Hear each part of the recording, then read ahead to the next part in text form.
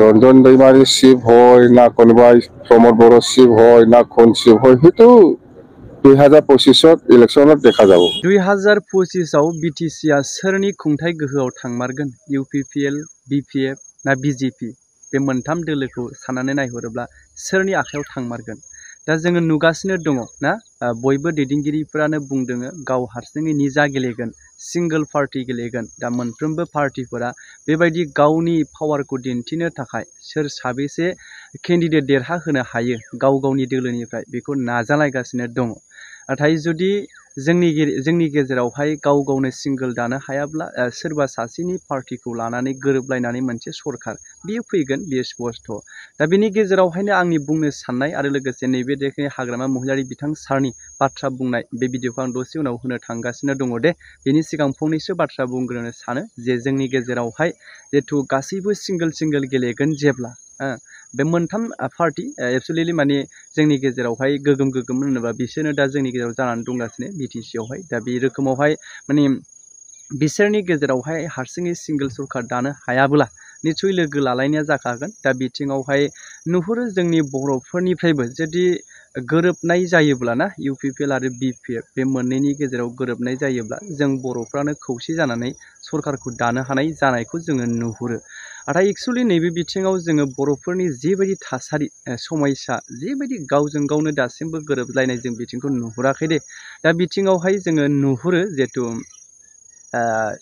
मोनसे पार्टीखौ लानानैथ' हारसिङै सिंगलै आंनि नुहुरनायाव सरखार दानो हागोनखौ आङो रावबो पार्टीखौनो नुहुराखै। मानो होनोब्ला आजिखालि भटआ गोबां रानलायनायखौ नुयो दे माने मोनफ्रोमबो पार्टीनि दैदेनगिरिफ्रा सोलाय सोल' जानायजों लोगोसे गोबां दैदेनगिरिफ्रा आजिखालि बिजेपिआवबो दङसै बर'फोरनि गेजेरावहाय ना बेनि गेजेराव खावसे बोलांखाबाय आरो ओरै बर'फ्रा थाबावबाय इउपिपिएल बिपिएफ आरो बेबायदिनो गोबां हारिनि सुबुंफोराबो आजिखालि बेबायदिनो दङसै। दा बे बेलायावहाय आं नुहुरो जोंनि गेजेरावहाय फिन आरो जथाय सरकारानो फैफिनगोन जेखि पार्टीयानो फैयाथों मानो फैगोन आं बेखौ नुहुरो आरोखि। दा मोनसे बाथ्राया जाहैबाय जोंहा मानगोनां रन्जन दैमारि बिथां सारखौ लानानैबो गोबां आसा खालामनाय दङ दे।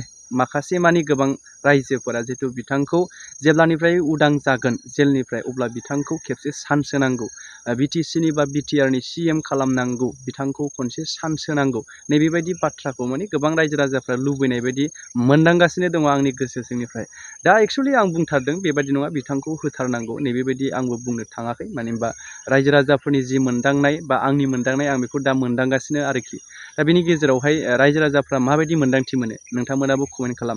নাই খাম্পা বৰগোহাঞিয়ে খাম্পায়ে বিজেপি যাব বুলি ময়ো শুনি আছো ক'ৰবাত বাতৰিত বা মোবাইলত বা ছ'চিয়েল মিডিয়াত, কিন্তু মই আজিলৈকে খাম্পাক বিজেপি দলৰ কিবা টপি পিন্ধাটো মই দেখা নাই, সেইকাৰণে মই একো ক'ব নোৱাৰি আজিৰ দিনত।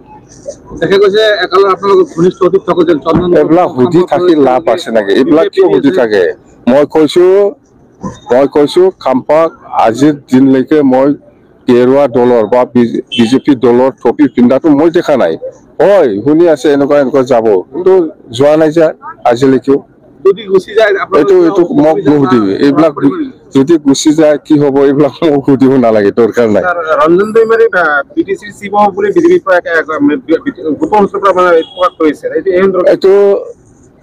এইটো ৰঞ্জন দৈমাৰী শিৱ হয় না কোনোবাই প্ৰমোদ বড়ো শিৱ হয় না কোন শিৱ হয় সেইটো 2025 ইলেকশনত দেখা যাব।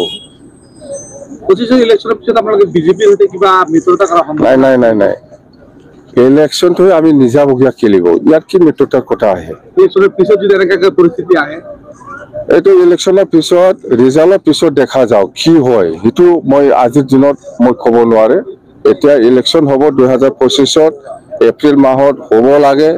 ইলেকশন ৰিজাল্টৰ পিছত এইটো কি হয় দেখা যাওক, কিন্তু আজিৰ দিনত একো ক'ব নোৱাৰে কথা সেইটো দেই।